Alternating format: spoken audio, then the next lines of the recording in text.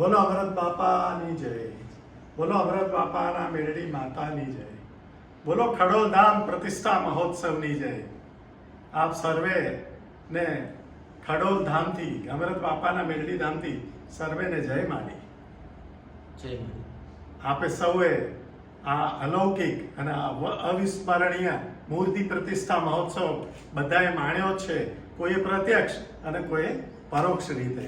તો આપણે સર્વે પૂજ્ય અમૃત બાપાનો આભાર માનીએ, એમને વંદન કરી અને દર્શન કરીએ, અને આપણે મંદિરની મૂર્તિઓના પણ પ્રત્યક્ષ દર્શન કરીએ। ત્યારબાદ અગત્યની જે કોઈ સૂચનાઓ છે એ અમે અહીંથી આપને જાહેર કરીએ છીએ। આવો આ પૂજ્ય આપણા માળી જે સમય સાથે વાત કરે છે એવા આપણા પૂજ્ય માળીની ગાદી, એના પણ આપણે સૌ દર્શન કરી અને ખૂબ ખૂબ આપણે એમનો ધન્યવાદ કરીએ કે આપણને આવી રીતે લાઈવ આજે આ દર્શનનો એ લાભ મળી રહ્યો છે।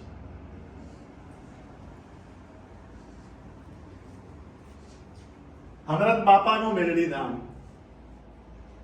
મેરડી માતાની મૂર્તિ અદ્ભુત, દિવ્ય અને શાસ્ત્રોક્ત વિધિ પ્રમાણે જે કંઈ વર્ણન છે માતાજીનું એ આપને અહીંયા સાણો પાંગ જોવા મળશે। અને પૂજ્ય માળીએ સ્વયં જેમાં પ્રાણ પૂર્યા છે, અને આ બોલતી મૂર્તિઓ છે બધી, આ વાત કરે આપની સાથે। જો આપને શ્રદ્ધા હોય તો આપ અત્યારે વિડીયોના માધ્યમ દ્વારા પણ કોઈ વાત મૂકશો ને તો આપને જરૂરથી એનો પ્રત્યુત્તર મળશે। બોલો મેરડી માની જય, અમૃત બાપાના મેરડી માતાજીની જય। તદુપરાંત આપણે મેલડી ધામમાં વિરાજમાન એવા આપણા હરસિદ્ધિ માતાના દર્શન કરીએ લાઈવ માધ્યમ દ્વારા, અને ધન્યતા આપણે અનુભવીએ। બોલો શ્રી હરસિદ્ધિ માતાની જય। તદુપરાંત આપણા અમૃત બાપા મેલડી ધામની અંદર આપણા પૂજ્ય એવા મારી જોગણી માતાના દર્શન આપણે સર્વ લોકો ભેગા થઈને કરીએ। અને આજે જે લાઈવ માધ્યમ દ્વારા એક અલગ દિવસે રવિવાર સિવાય પણ માના દર્શનનો લાભ મળ્યો છે, તો એનો આપણે બધા ધન્યતા અનુભવીએ। બોલો શ્રી જોગણીઓ માતની જય।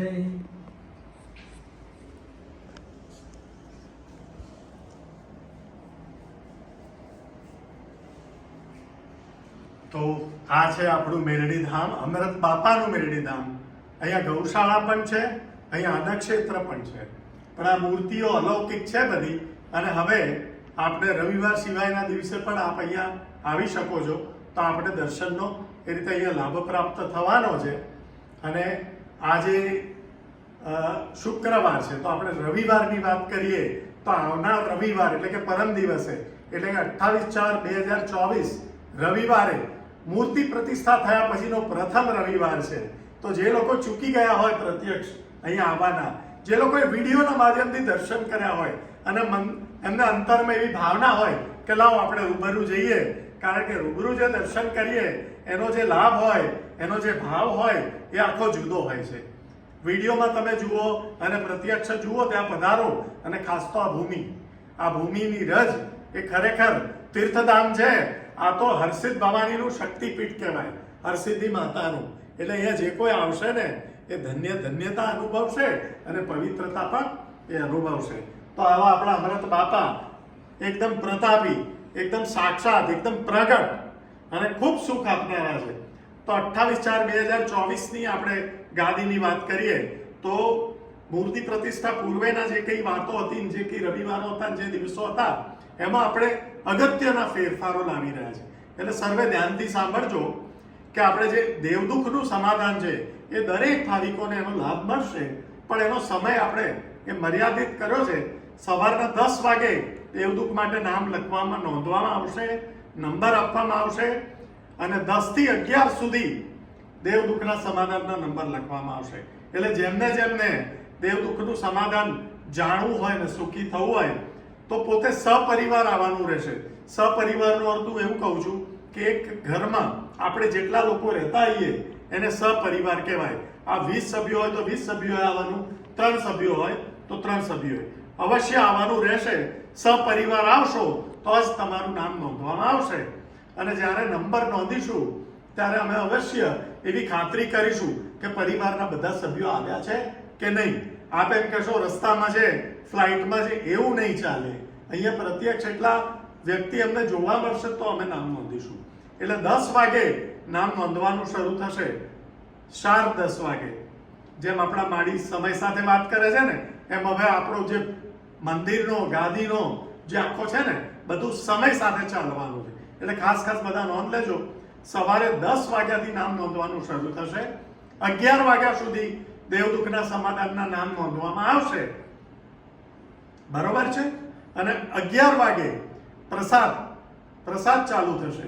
જેટલા પણ ભાવિકો આવશે બધાને ગરમા ગરમ પ્રસાદ પીરસવામાં આવશે. 11 થી 1 વાગ્યા સુધી આ પ્રસાદની વ્યવસ્થાનું આપણે આયોજન કર્યું છે.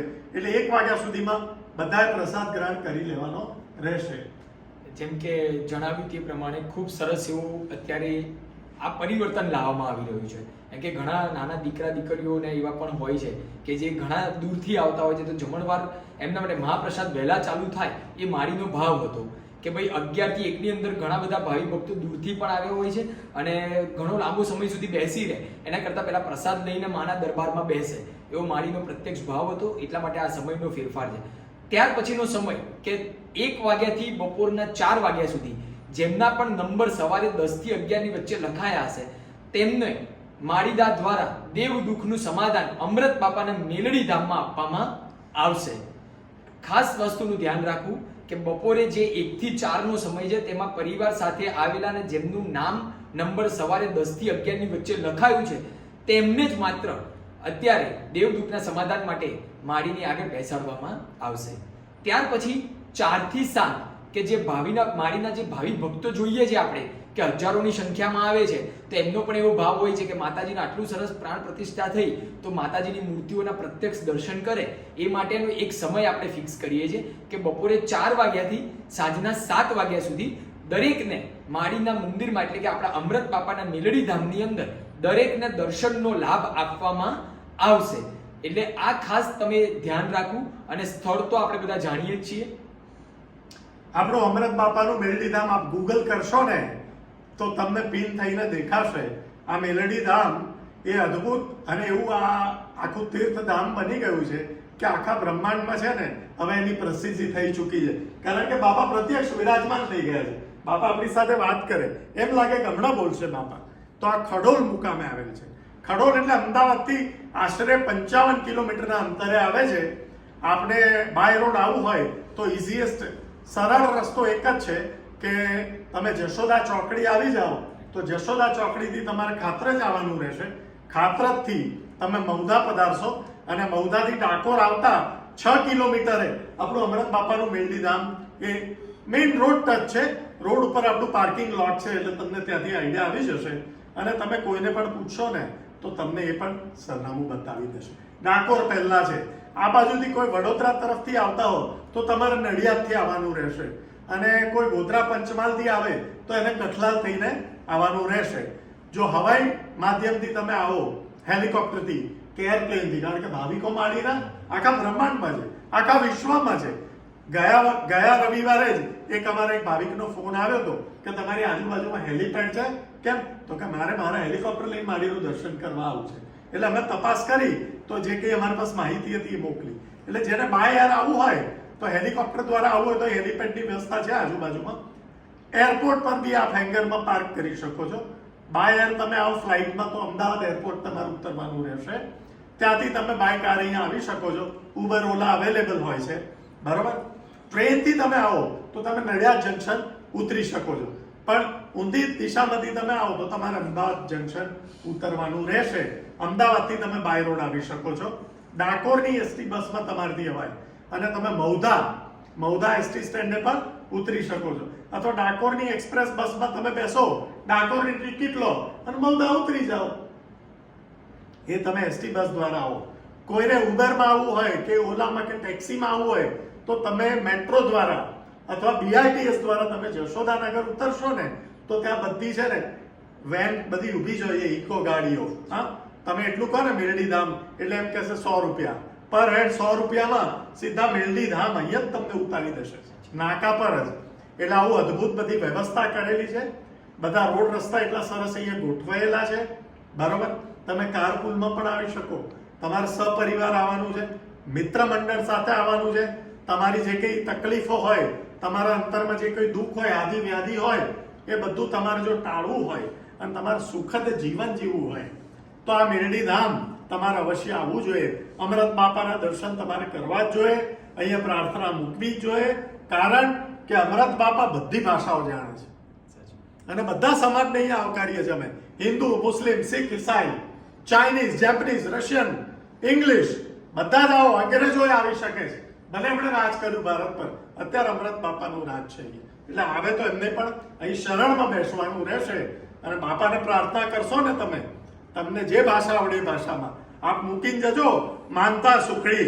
અને આપણું અવશ્ય સમાધાન ના મળે ને સાહેબ તો બીજા રવિવાર તમે આવીને અમને કહેજો કે અમને ના મળ્યું, તો અમે તમને સમજાવીશું કે ક્યાં તમારી ભૂલ થઈ, ક્યાં તમારી ચૂક થઈ. નાનામાં નાની ભૂલ હોય ને તો એને લઈને પ્રશ્નો થતા હોય. દીવાસળી એક નાની હોય, લાકડામાંથી જ બને, એ દીવાસળી મંદિરના દીવા છે ને એ જળહળે અને એ જ દીવાસળીથી જંગલમાં પણ આગ લાગી શકે છે. એટલે તમારે એનો ઉપયોગ કેવી રીતે કરવાનો છે તમારે જોવાનું છે. એટલે આ મેરડી ધામ છે, અદ્ભુત છે, અદ્વિતીય છે. પૂજ્ય માડી રવિવારે લાભ આપી રહ્યા છે આપણને સૌને. જેટલો પણ લાભ મળે, જેવા આપણે નિરખ્યા, જેવા અમે નિરખ્યા છીએ, અમે વાત કરીએ છીએ કે આવું સમય સાથે વાત કરનાર એ આપને કોઈ મળશે નહીં આખા બ્રહ્માંડમાં. શાસ્ત્રમાં તમે ના ભણ્યા હો, સંતને તમે ના મળ્યા હોય, વ્યાસપીઠ પર તમે ના બેઠા હોય, તમે ક્યાંય ના સાંભળી હોય ને એવી વાતો તમારે સાંભળવી હોય ને, ગૂઢ રહસ્ય કે જીવનમાં આનંદ કેવી રીતે આવે એ વાતો, એવા ઉપદેશ સહેજે સહેજે માડી એવી રીતે વાત કરતા કરતા કહી દે અને જો એ વાત ફીટ બેસી જાય ને તો તમે તો સુખમાં રહેશો જ, બીજાને તમે સુખ આપી શકશો. આ માડી એ રીતે કહે છે કે તમે અહીંયા આવીને જે વાત જાણી જાઓ એ આગળ બીજાને પણ કહેજો અને તમે બધા સુખને અનુભવજો. તો આ રીતે આપણું મેરડી ધામ છે. ફરી એકવાર આપણે દિવસ અને તારીખ અને સમય, તારીખ 28/4/2024 આવનારો રવિવારનો દિવસ આપણા અમૃત બાપા મેલડી ધામની અંદર માડીની ભવ્યમાં ભવ્ય ગાદી થવા જઈ રહી છે. આપ સર્વ માડી ભક્તોને ખૂબ હર્ષ સાથે અમે આમંત્રિત કરીએ છીએ અને આપણે જે પ્રમાણે અત્યારે પણ આગળ વિડીયોમાં સાંભળ્યું તે જ પ્રમાણે સમયમાં ખૂબ ધ્યાનથી તમે સાંભળી લો. 10 થી 11 પરિવારના દેવ દુઃખના સમાધાન માટે નંબર લખવામાં આવશે. 11 થી 1 વાગ્યા સુધી મહાપ્રસાદનો સમય રહેશે. 1 થી 4 વાગ્યા સુધી દરેક જેમના નંબર લખાયા હશે દેવ દુઃખના સમાધાન માટે તેમને સમાધાન આપવામાં આવશે અને 4 થી 7 વાગ્યા સુધીમાં બધા માડીના ભક્તોને ભવ્ય એવા અમૃત બાપાના મેલડી ધામ મંદિરની અંદર દરેક માતાજીની મૂર્તિના દર્શન કરવામાં આવશે. જય માડી, હર હર મહાદેવ. હર હર મહાદેવ.